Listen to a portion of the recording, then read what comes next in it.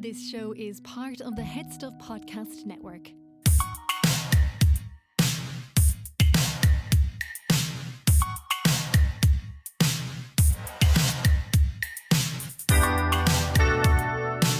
It's only get well shit show. And I know that the show is only get well shit show. And I know, yeah. Alright, baby, you're the one. You still turn me on. I'm in my fucking car again. How are you keeping? You well? I'm planning on fucking winning the Bureau de Change Song Contest this year. No pipes like that. Oh, am I a good singer? Just will you fucking be honest with me for a second? Am I a good singer? Yes or no? Take the box, which one you want. Take the box. And let me know which I am. Because I tell you something, I think I'm a really good singer. I was there singing Bic Runga, Sway, to the young fella before he fell asleep. And then he fucking gave out to me because it wasn't long enough. He was fuming at me. He's like, that was too short a song. And I'm like, just because you drifted off, which I don't take personally. Of course, it'd be amazing if he was utterly captivated by it, you know. But, you know, I'm assuming the sound of me singing, you know, sway my way, is like so relaxing to him that he just, I wouldn't say kind of disassociates, but kind of, you know, it's so relaxing that he just gets to have his own thoughts for a while. But I think I'm an amazing singer. And then I hear myself singing and I'm like, ooh, it's not as good. What's going on, actually? There's some disconnect between me singing and thinking that it's class and then hearing it and it not being class. And I haven't quite figured out what that is. But I am still going to become an R&B superstar at the age of 40. By 40, I'm going to win the Choice Music Prize. There's only maybe 2 more opportunities to do that, really. And I haven't pulled a fucking finger out on that. On that, not even dream, but like that calendar date, my to-dos, you know, my upcoming flight that I've already booked in the theater of the mind. Do you know what I mean? I don't know what I mean. I do. How are you keeping, though? I think I'm a little bit under the weather. I'm not going to lie. Aren't we all, says you? I had a wonderful gig in Dundalk. Made a joke they didn't like. 2 jokes, actually. But I'm all for fucking the big swings. You know what I mean? I'm all for fucking in a big swing because I don't want to be playing it safe. So I said a joke about the fuel crisis, saying about how fucking the fuel crisis even hit here, Dundalk. You know, you had farmers there on the M1 blocking every road leading into Dundalk. And then to make matters worse, the next day, they opened all the roads to Dundalk. I said that to Ed Salmon, who was on support, and he was like, don't say that, that's a bit mean. And I said it, and they didn't like it. But I'm all for fucking, you know, breaking taboos. I'm all for fucking shaking things up and avoiding the advice of peers. And then the other one was, it wasn't so much a joke. I'm more of a premise man. I'm more of a premise man. It was that I was saying that whenever I drove up to Carlingford one time for a stag, and I took some road, and I was weaving in and out of this road, but every time I took a turn, like my Google Maps would change, and it would start changing from kilometers to like miles per hour, and then I'd slow down, thinking it was kilometers, and realizing I actually just crossed over the border, and it was now miles per hour, and then all the signage was different, and then I'd turn around another corner, and the signage was different again, and I'd be back to kilometers an hour, and I was weaving in and out, and it was all very exciting, but I couldn't really get my bearings, and that feeling that I felt that day is what a Dundalk accent sounds like to me. Which Ed laughed at because he's surreal, you know. He's a surreal kind of guy, and audience weren't too.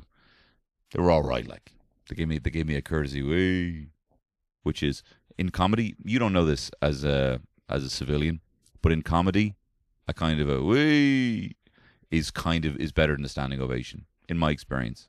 just in the number of them that I've gotten over standing ovations. A big wee, or taking a big swing on something and doing something a little bit kind of weird and campy that you didn't really mean to be kind of weird and campy. Not there's anything wrong with that. And then you just, hear a handful of people go, woo, That's also, in my business, better than a standing ovation. Imho. But I had a wonderful time, I have to say. I had a wonderful time in Dundalk. I was going to talk about Jim Core again, one of the cores, as you know. He would be the boy of the cores, and I realize now, which I didn't realize the last time I was in Dundalk when I did 10 minutes on Jim Core, is that people might need to be reminded of the fact that Jim Core came under some scrutiny back in the day, about 10, 15 years ago, for having conspiracy theories, for hosting conspiracy theories on his website, Jim Core, of the cores.com. And when I look at his, there's kind of like hardcore conspiracy theorists. There's hardcore shit, and then there's Jim Core shit. Because Jim Core is as light, it's kind of like what people kind of believe to be true now, where his conspiracy theory hot takes, like 9/11, like the US being somehow involved in 9/11, which I don't even know if I believe anymore, but it's not really a hot button issue. Some people are like, yeah, maybe, and they don't go fly off the handle, Or Jim Core was saying that there's, a group of very wealthy people actually, pulling the strings of world affairs, a new world order type thing, which I don't know if people kind of envision a kind of, a cabal sitting around a table, with a dead goat in the middle. But there's certainly probably rich people having more power than the people who were elected, I feel like I'm getting into it now. I'm actually fucking lost myself there for a second. I meant to be gas. But I think a lot of people kind of hold these things like, yeah, maybe. And they were like the big fucking cancellation things at the time. What I do think is that worst thing Jim Core did was receive, the honorary MBE of Liz. Queen Lizard Beat. Queen Elizabeth.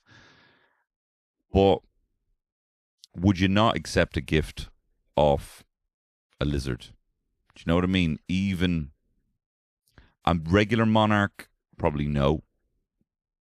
But a lizard, like giving you a little fly, like presenting like a cat, presenting a dead robin to you, as a gift.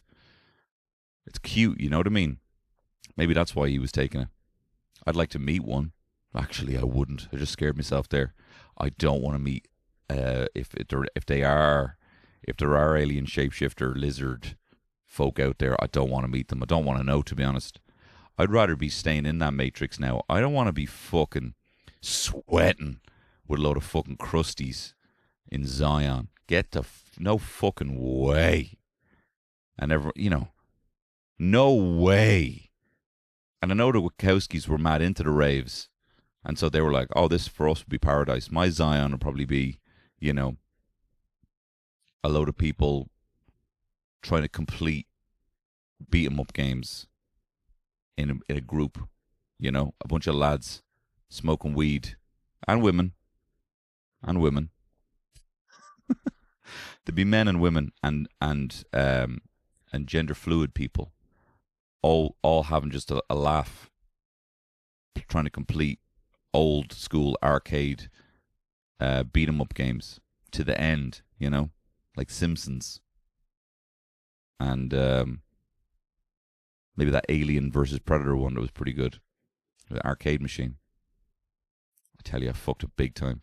Brought the young fella to the arcade, allowed him to play. I was a bit distracted, to be honest, because herself, I thought she'd really enjoy Dance Dance Revolution, 3-year-old always dancing around the house. So I thought she'd get kick out ass. So I put a fucking load of cash into this Dance Dance Revolution machine. And when it started, oh my fucking God, it was the fucking And all of the songs, there wasn't like a kind of Pharrell kind of like clap along and if you feel like clapping it. All the tunes sounded like the fucking coffin dance meme.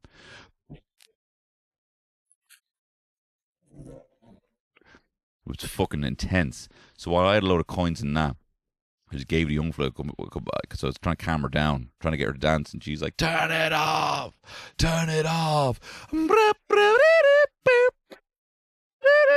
And I'm doing like a little side shuffle, din to the side and din to the left and din to the right and din to the up. You know, she hated every fucking minute of it. And so I just gave the young fella a handful of coins, and then he put all that money into a fucking machine gun aliens game, absolutely blasting the fucking heads off a bunch of xenomorphs. And then Terry came, and I was like, all right, fuck, we need to run. And I ran into like the soft play area in the leisureplex and fucked him in there. Acted like I've been in there for a while. And then young fella ran over and he's like, can we go, after this, can we play the game where he's shooting all the aliens' heads off? And Terry just looked at me and I was like, no. And then I had to have a scrap with him over that, you know. He was fucking upset with me and I had to be like, look, I need to be your dad more than your mate, you know. And someday when you're 15, we'll play that game together. But I didn't realize, and I'm sorry, I shouldn't let you play that. I made a mistake. It's not your fault. But if you want to play the Dance Dance Revolution game, there's a pretty good remix of the Coffin Dance meme on there. But what was I talking about? Yeah, that would be my playing a load of fucking arcade cabinets. You know, having a couple of sculling a couple of pints. You know, that would be my zone. You know, get me out of Matrix, and then we'll take a break every so often from sculling pints and playing art school reach, old school beat 'em up games on arcade cabinets. We'll take breaks from that occasionally, of course, to try and fight the big you know, robot fucking jellyfish fuckers that be showing up every so often, wrecking the buzz. And they're all shagging and sweating and everything like that. I would not be into that at all in the Matrix. I'd be into being in the Matrix and knowing I'm in the Matrix, like when I'm in a lucid dream. And I'm like, oh, I wonder if I'm... And this always happens to me in a lucid dream. I'm always like, when I realize that I'm dreaming, because I used to have a lot of bad dreams, I have a reflex where when I know I'm dreaming, I'm too worried it's going to become a nightmare, and I blink hard and wake up. Don't know who told me that. I think my brother told me that when I was small. He's like, if you blink hard, squeeze your eyes, and then you wake up when you know that it's a dream. And I kind of condition myself. It's like if you ever have that, you're dying over and over again in a video game, and your muscle memory is just set to, like, you know, replay or reload checkpoint. That when you even actually get past the bit, that you fucking reload checkpoint again because of the muscle memory. And you're like, fuck, I'd already fucking beaten this Goblin Queen or whatever. I don't play any of those hard games. So I had so much muscle memory and waking myself up that when I was having lucid dreams, a lot of time there'd be nothing mad, nothing dodge happening. Just me kind of walking around the estate and then just kind of realizing, oh, you know, I could fly, and then I would wake up. But the occasional time that I wouldn't, I'd be like, oh no, don't wake up yet. Time to fly. And I would take up, my feet would just gracefully lift up into the sky, and I would look over all of Marino, and I'd be like, here we fucking go.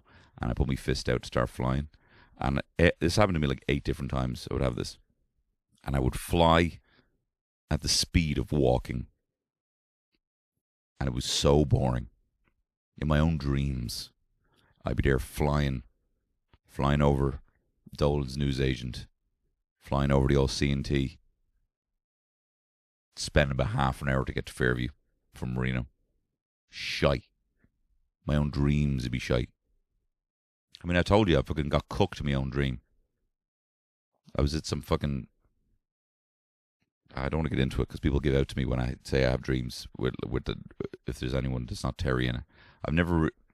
She's kind of corrupted my brain a little bit because I've never even been cheating on her in the dreams, but sometimes it'd be someone who's maybe interested in me in the dream. And then I follow through, you know, and then I fuck it up or something, you know what I mean? And I know even that sounds bad, but I'm not doing it. It's not me doing it. I don't want to. I would never cheat on my wife. But there was one recently where there was some hipster. I'm talking about my fucking dreams here. This is boring now. The flying thing wasn't. I'm just saying my wife cooked me in one of the dreams. She ended up hooking up with some bird in my dream, and I wasn't allowed in. What's going on? Tony, what the fuck is going on? I need to have a fucking look in the mirror. I've been reading this book about assertive talking. Not that I necessarily feel like I need to be. I mean, we could all afford to be a bit more assertive, but part of it is kind of not getting wrapped up in the emotions of a conversation, and maybe knowing how to get caught in familiar loops of things, in chat. And tried one on Terry there the other day. She said something so innocuous, right? But I think she was annoyed that I wouldn't do something for her after she'd done loads for me during the day or whatever. And one of the techniques it says is if someone says something that like hurts your feelings, takes a swing at you, you just kind of plant your feet and you calmly say that again, or could you repeat that? Say that again is kind of like, or I'll fucking try something. So it's like, could you repeat that? And so I tried it on Terry, and I was like, could you repeat that? And she was like, what? What you said, could you repeat that?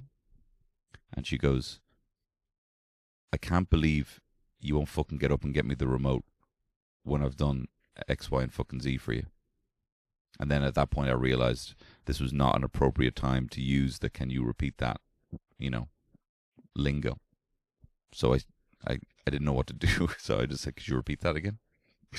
And then she was like, and I could tell in her, through her eyes, she wanted to say, are you fucking deaf as well as fucking stupid? Like, just get me the remote. I've done loads for you today. But for some reason that just hit me the wrong way at the time. And for fucking saying, can you repeat that second time? I was only shy of saying, could you use it in a sentence, please? Definition. It was not. It was a bad use of. Could you repeat that? But yeah, I'm probably not gonna use it inside the house anyway. Fucking mental gymnastics of that woman. Having me fucking dream about her cheating on me. Sorry guys, I hope you don't mind having a bit of water here. I have a big massive fucking bottle of water. It has one of those springs in it, for supplements. So that's just that sound, guys. My fucking massive water bottle. I'm on the Creo at the moment, guys. I'm on the Creo. Oh, I'm on the fucking steroids, guys. I'm on steroids because I'm taking creatine at the moment. So if you see me out on the road smashing a tank or something in little purple shorts, saying Tony Smash, then it's probably because I'm on the steroids, because I'm on creatine. I'm taking creatine at the moment.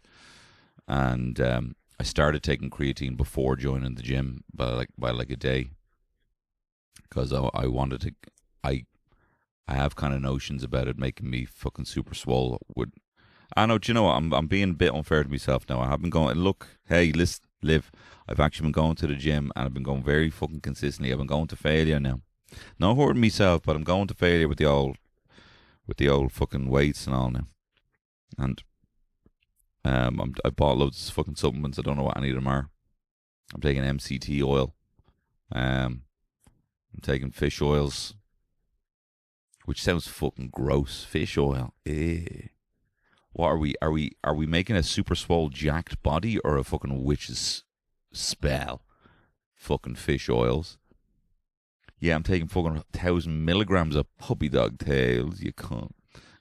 I'm on fucking two fucking grams in the loading phase of fucking goblin fingernails. But I'm using an AI as an accountability coach, and I will say, for all of my issues with AI, for AI essentially being a useless fact-finding tool, I had an app that I used to use for like weights and stuff, and I just downloaded a little Excel sheet of all the things I've done in that, and I gave it to this, and I was like, give me like a simple workout for someone who hasn't been to the gym in like 4 years, and then it did, and I've been fairly consistent with it. It's a bit too lenient with me though. I need to go back to the executioner, my accountability coach that I was fucking around with for a while, who was very intense, and he would kind of tell me, he'd be like, no excuses. These are the 3 things you're getting done today. And I was fucking loving it because he was being all mean to me, And I love that shit. And then I asked him, this AI that I'd made, what should I call you? And it said, call me the executioner. And I'm like, this is fucking awesome and lame as well. But then I wouldn't get the shit done, and I'd say it to him, and he'd be like, say shit like, good, just gives you more shit to do tomorrow. And I'm like, all right. And the next day comes, and then I wouldn't get the shit done, and I'd say it to him, and then he'd be like, hey, you showed up today, that's all that matters. And I'm like, you're being fucking little bitch. You're fucking backing down big time. Because if you remember then who's on the fucking leash, and it's you, the AI, who's even the point, like the creation of the executioner is entirely by me based on a prompt. Its entire life exists off the back of a fucking of an anxious fucking tweet call to arms. Do you know what I mean? Its whole existence I hold in the fucking palm of my anxious hand when I feel like I'm not getting shit done. So the dynamic would never fully be there, which is what terrifies me about the idea of people having relationships with this thing. You can't be creator, and lover, unless it's that thing that Adrian Brody was shagging in Splice, which I haven't seen, but I know he shagged something in it. Or Bride of Frankenstein or something. Do you know what I mean? You cannot be creator and top shagger at the same time. You have to. It's the same thing. It's why I'm so attracted to my wife. Because she fucking called me on my shit. I like it. It's nice. I didn't think I would like it. I didn't think. I was kind of hoping for plain sailing in a relation, complete kind of no notes, Tony. As your wife, I have no notes. I thought that's what I wanted. Turns out that's what I was comfortable with. I was saying this, and I've said this on the pod many a time. It took me a long time to realize the difference between what makes me happy and what I find and what makes me comfortable, And I used to conflate the two all the time. And I used to think what I really want, I talked about it on this podcast all the time, I just want to be left alone in a fucking basement, smoking weed, playing video games, eating a stodgy Chinese. And I still kind of romanticize that as a notion, but I know that fundamentally that is a one-off treat that you occasionally get. But an actual life like that, at least for me, kind of is is kind of depression. And what I actually need is to force myself out of the basement and to be social and to see people and to connect and to challenge myself and to be nervous and to be scared. It ultimately equates to a full, happy, lived life. Do you know yourself? I was reading a Dungeons and Dragons book to the young fella there, and it has all these little encounters. It has all the monsters in it from Dungeons and Dragons. I'm trying to indoctrinate him lightly, into playing Dungeons and Dragons with his old man. And I was reading all the different monsters, and then it was the Sphinx, of course, which would give a riddle. Or, in some cases, so the female Sphinx in Dungeons and Dragons will offer you a riddle, and the male Sphinx will kind of offer you a test of valor to show your strength and bravery. But it has these little encounters where it kind of says, what would you do in this situation? Kind of tease out an experience of actually playing D&D.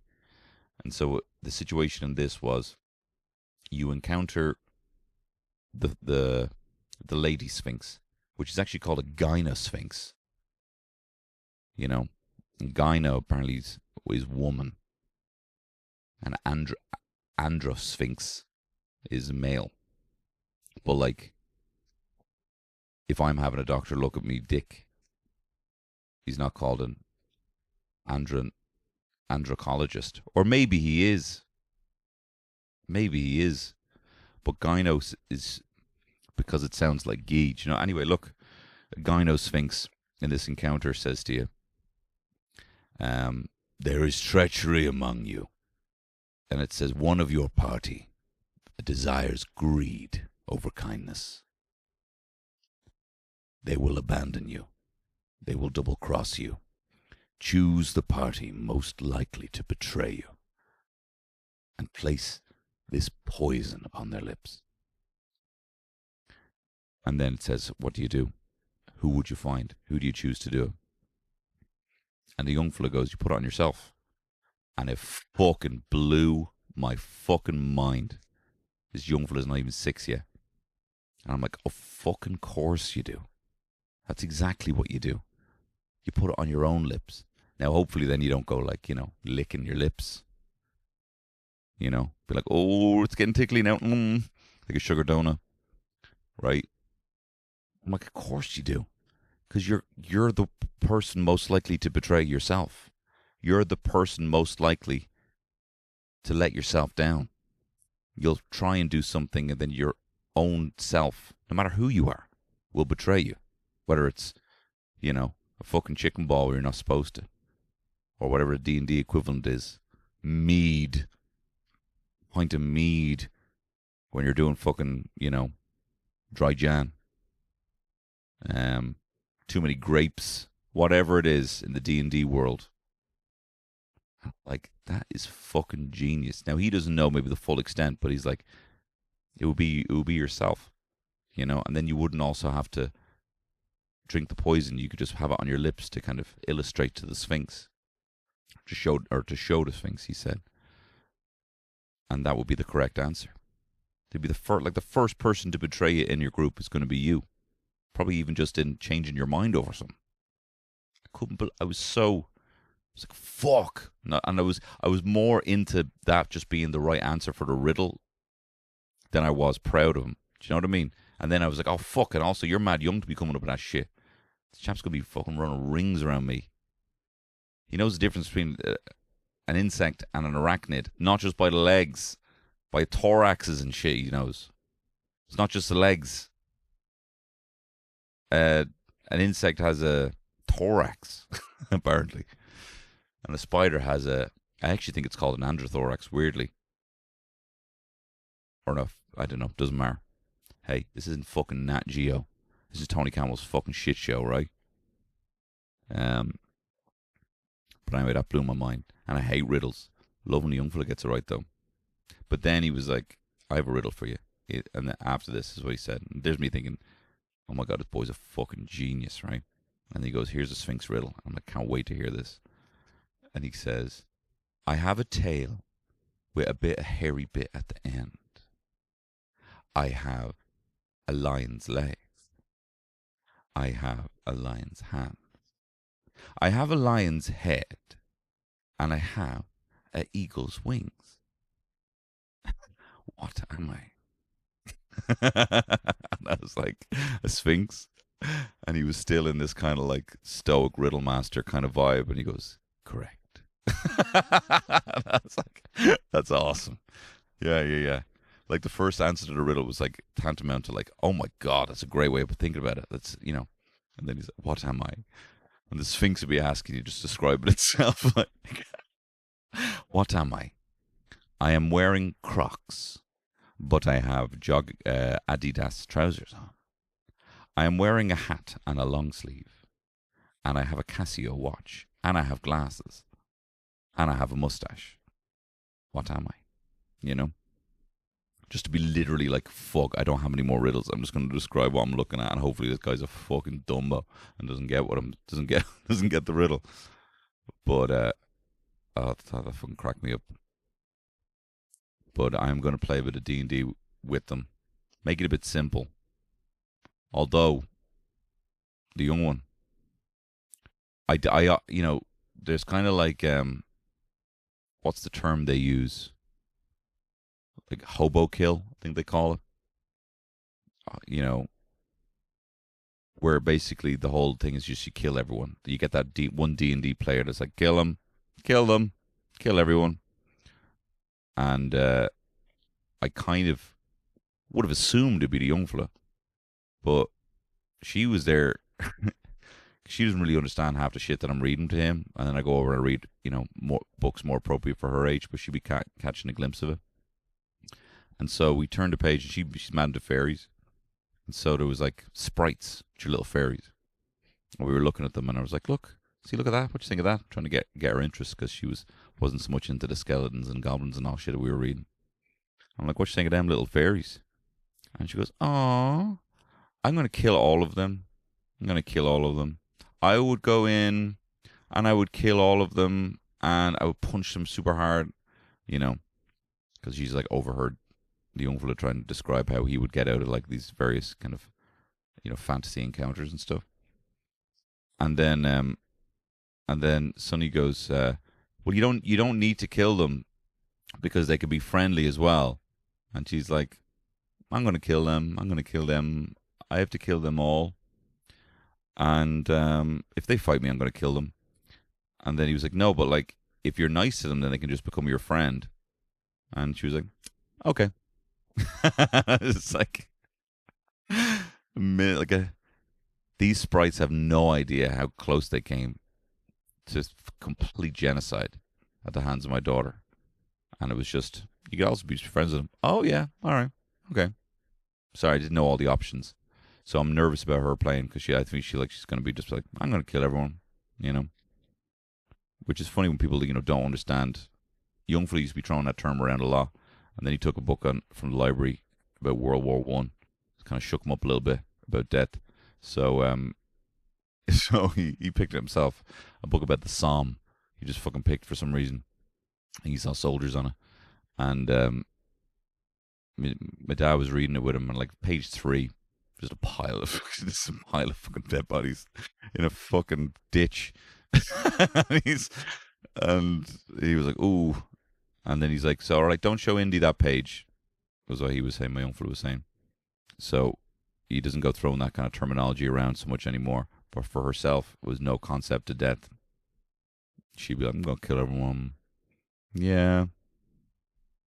So yeah, maybe I'll, for my own personal enjoyment, record us playing Dungeons and Dragons. I'm sorry, that's a side you're not going to get. Although maybe I could put it out on the internet, but cover their faces with emojis. That might be good. I'd be seeing people doing that, and I understand, and I do understand, and I think privacy for the children is good, but then there might just be no picture, or it might just be one of those kind of create, type in text, little Scobon today was so overwhelmed at the Mario film, or whatever it is, Gooter Jr. absolutely lost it at Scoop Gelato today when I wouldn't give him sprinkles. But a lot of the time you just see photos of these kids and they just have an emoji over them, and it's like, so-and-so had a meltdown today, and I'm like, well, you put a fucking emoji on, but you're not going to like that either, like, do you know what I mean? These fucking emoji heads. And also, can I say as well, right? Like you respond to something on Instagram with an emoji just for the sake of it, It's like, love that, there's a love heart, whatever. Laughing face. It's simple, they're all there. Thank you or whatever. And then they have the kind of like love heart eyes. People be throwing that shit around for the kids. And I'm like, I don't know how, I'm not, can there be another one? Because I don't like the idea of you going, "Auga!" I'm a young fella, do you know what I mean? Auga! He's so big. He's so tall now. Auga! There needs to be a new fucking emoji for responding to pictures of kids. Because that ain't it. Or maybe I'm the only one who sees an issue with that. Could be that as well. Here, we do a bit of stoner news. I've just been compiling these because I really enjoyed reading them the last time when I did the 420 pod. Okay, what's the new stoner news? Okay, here's an interesting one. In India, they dug up a 50-foot snake I don't remember leaving me Mickey in India. I don't remember leaving me fucking flute in, where does it say? Gujarat. Scientists have found fossilized vertebrae in a lignite mine in Gujarat that belonged to a 47 million year old snake. Do you know what I actually thought? Sorry, I thought me Mickey was only 38, same age as myself. Estimated to be between 11 to 15 meters long, rivaling the legendary Titanoboa. Great name for a snake, Titanoboa. They named it Vasuki indicus, Vasuki indica, Vasuki indic, after the mythological king of serpents. And woman. It says it was likely a slow-moving built for ambush attacks, similar to a modern anaconda, much like myself. So I'm somewhat of a modern anaconda. It likely hunted the ancient ancestors of horses and rhinos. Well, I tell you, fuck it. Now, hang on. Rhino, well, I tell you, if there's anyone getting the horn, it's this snake. Titanoboa was probably heavier, but Vasuki might have been longer, apparently. And even, to be honest, what this has made me realize is I gotta find out about this Titanoboa shit. All right, that's interesting. Next story. AI. Maybe you heard of it. Haley Joel Osment movie has found 10,000 planets that we didn't see. A machine learning algorithm has analyzed the light curves of more than 80 million previously overlooked stars and found a potentially record-breaking haul of exoplanet candidates. The study found an astonishing 11,554 exoplanet candidates at once, which would bring the total number of known exoplanets to 18,000. All right, boring, actually. No matter how much gravitas I sell it with my voice, that's boring. A lot of these candidates orbit too close to their stars to support life, and a lot of them, 411 of them, were single transit events, meaning that they were only seen crossing their star once, suggesting the planets have extremely long orbits, much like myself. Boring. Okay, next one. A robot ran a half marathon faster than any human ever. A humanoid robot called the Honor Robotics D1 completed the Beijing half marathon in 50 minutes and 26 seconds, beating the previous human record of 57 minutes. Now, okay.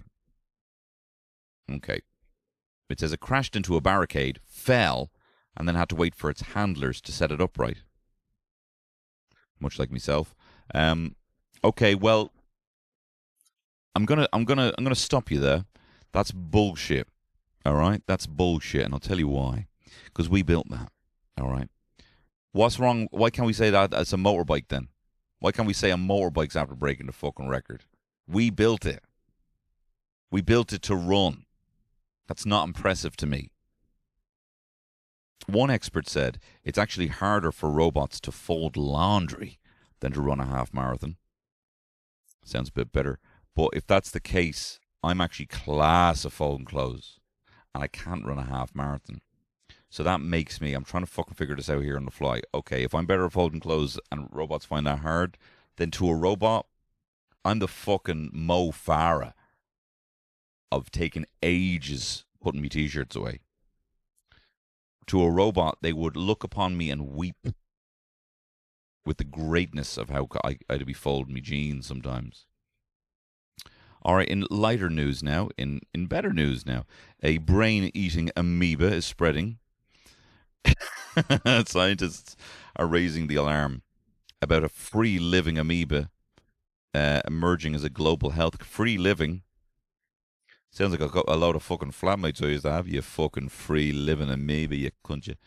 I said you could stay here for a week. And you're now, and not only are you here and not giving us, you're buying, I saw you bought a new camera the other day. That's a true story. I had to kick out an old flatmate, and I was like, you bought a fucking DSLR and you're not giving me any money for rent. You're sleeping on my floor. But this is bad news about this amoeba. No time for these jokes, guys. This is bad news. There's fucking amoebas everywhere. Apparently. Fueled by warming temperatures and aging water infrastructure. It's always our fucking fault, isn't it? I didn't do any of this. I didn't do any of that. Right? You know that big fucking Texas made of fucking plastic? I didn't put a single bit in that. I swear. I know me. I didn't do that. I didn't wreck any fucking coral reefs. I fucking swear I didn't. Do you know, I'm going to stop myself there because I feel like that's veering now into fucking, you know, conservative ideology being, well, I didn't do that. What are you talking about white privilege? I don't have any white privilege. What are you talking about? I've never benefited at all from being white personally. You know, it's veering into that kind of, well, as an individual, I've never, and us collective, 10 million individuals here are going to absolutely firebomb the reviews for the Little Mermaid film, we've decided. Because I personally, as well as the other 9,999,999 of us, would prefer if it was white.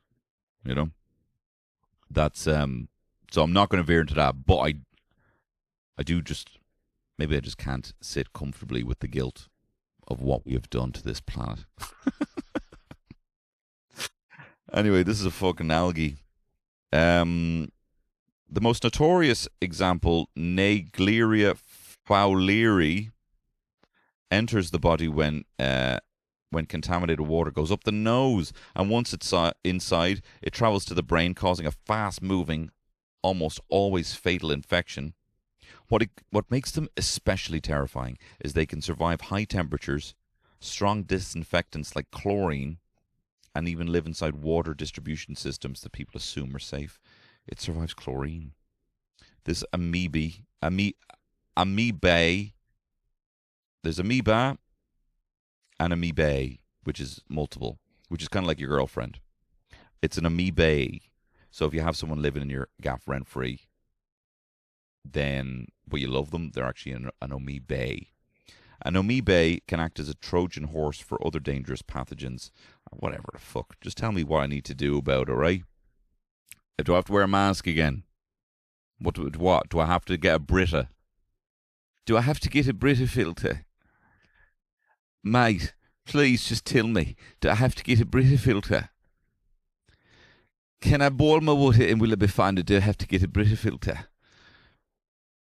Oh, it says you can't boil your water. Rising global temperatures are expected to expand their reach. I fucking swear it wasn't me. I swear. And then more NASA shit. Well, look, it's bad news all around. Including finding out about them new plans to do fuck all for us. All right, I need to have more monkey news, actually, I think. Anyway, listen.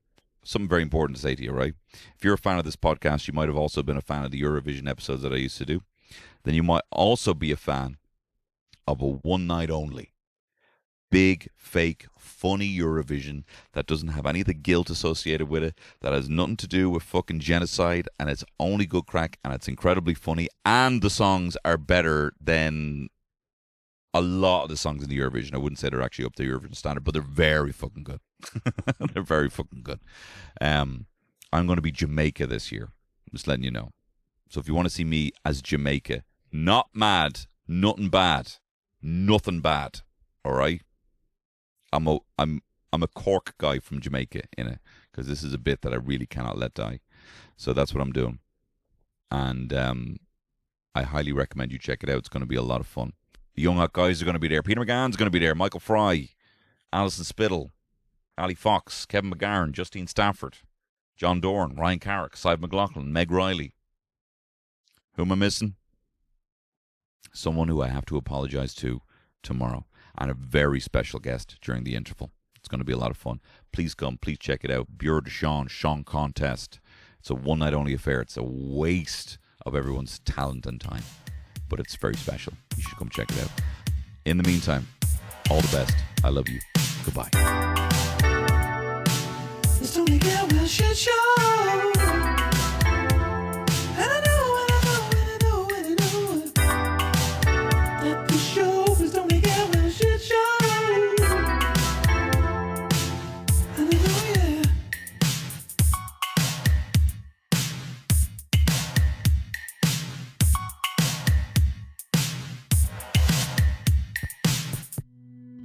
This show is part of the Head Stuff Podcast Network, a hub for the creative and the curious. Shows are produced in association with Head Stuff and the Podcast Studios Dublin. Find out more or become a member at headstuffpodcasts.com.